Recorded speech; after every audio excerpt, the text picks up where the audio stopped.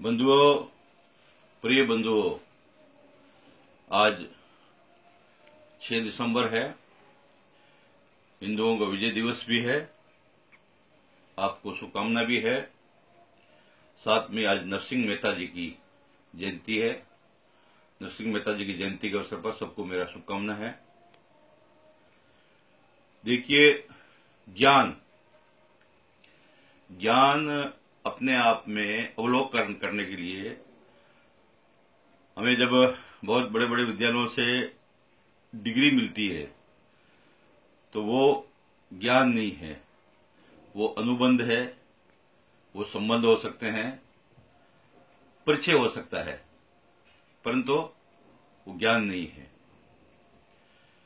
बहुत पहली बात है, पुरानी बात है कि एक ब्रह्म योगी जो महात्मा थे, कलकत्ता विश्वविद्यालय में, लंदन विश्वविद्यालय में और रंगून विश्वविद्यालय में, उनके ऊपर में उन्होंने कहा कि मैं 10 मिनट के लिए मर जाऊंगा।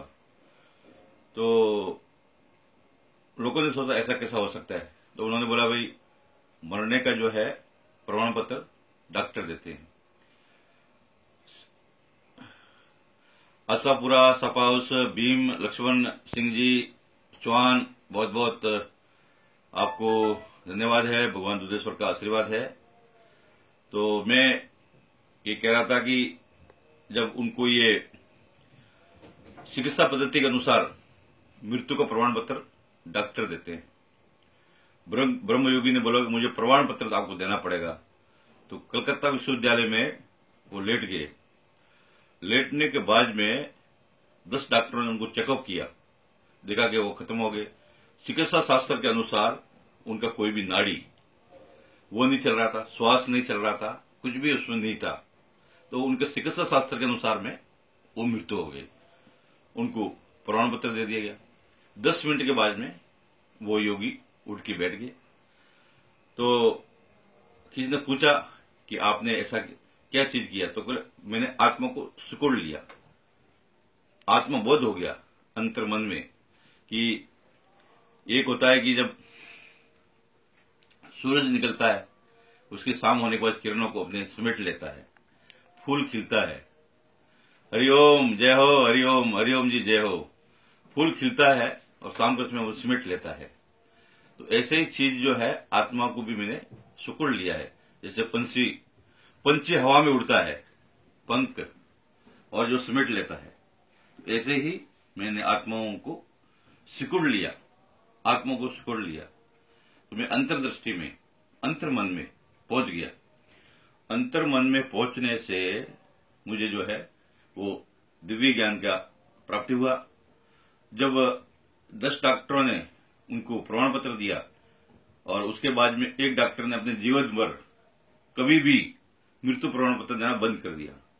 उसने सोचा था कि इससे आगे भी कोई दुनिया है, ऐसा उसके मन में भाव आया।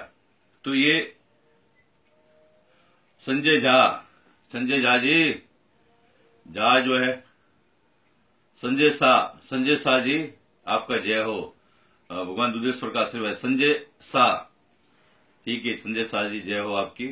और मैं विजयगिरी जी, अच्छा है, साईं बाबा मंदिर, आपको हमारा आशीर्वाद है, शुभकामना है। मैं एक विशेष रूप से कि अंतर मन की बात कर रहा था। अब देखिए कि हमारे बहुत ही सम्माननीय तमिलनाडु का मुख्यमंत्री खत्म हो गया। उनको हमारा श्रद्धांजलि भी है, भावांजलि भी है। वो एक बहुत अच्छे इंसान थे, पवित्र आत्मा थी। पूरे तमिलनाडु के छोटे गांव से लेकर बड़े गांव में सब शिव मंदिरों का जीवन उद्धार कराया। भगवान शंकर को, देवताओं को, देवी को, सबको, और विशेष करके बहुत ही जो पिछड़े समाज है उनके लिए बहुत जीवन भर कोशिश किया और अपने जीवन को पूरा समर्पित किया। परंतु जो नेता लोग हैं वर्तमान में जो प्रतिक्रिया कर रहे हैं, वो सोच रहे हैं हम अमर हो क्या है, कभी जाना ही नहीं है। कोई कह रहा है कि बहुत भव्य तरीके से रहती थी, बहुत जो वैभव था, परंतु गरीबों का सेवा किया। ये इस तरह से एक मजाक है। हमारा बीच में से जो पवित्र आत्मा चले गए, उनके प्रति श्रद्धा होना चाहिए, समर्पण होना चाहिए।